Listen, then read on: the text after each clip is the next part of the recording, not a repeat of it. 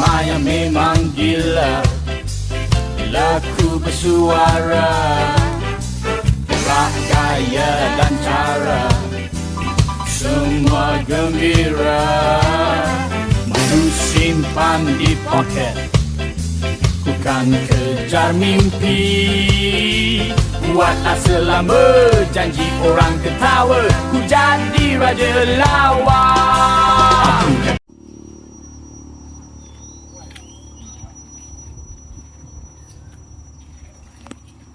Assalamualaikum.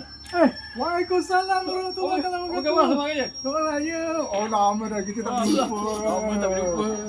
Apa khabar kita? Oi, rasanya lama jugalah.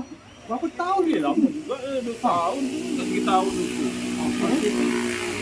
Covid tentu. Kopi tahun apa eh? Masa tahun 2020.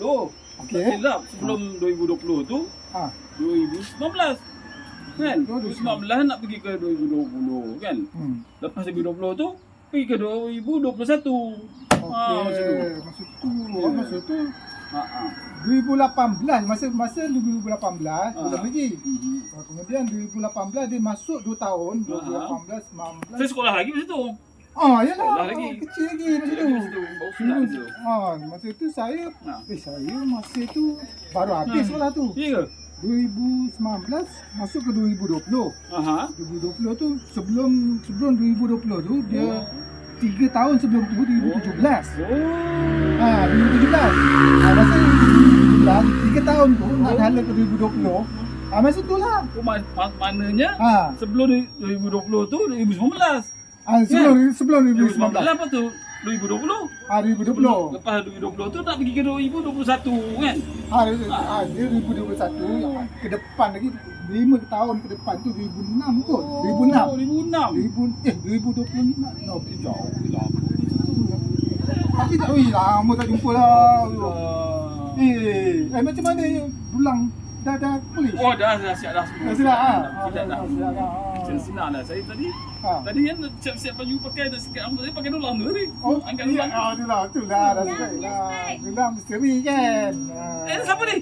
Respect. Anak je? Oh, tak boleh. Ni anak dia besar lah. Wih besar dah anaknya. Sekolah je apa nak? Tadika? Malu. Malu. Lagi. Okey lah. Saya tak buat air. Rumah tak ada. Kalau macam tu saya minum kena mamak ni. Lepas letih je jumpa. Siapa suruh datang? Itulah, saya pergi kena mamak sedang. Siapa suruh datang? Apa tu? Hei, orang beraya ni bermaafan dah datang maaf. Oh, pui! Hei, pergi dah.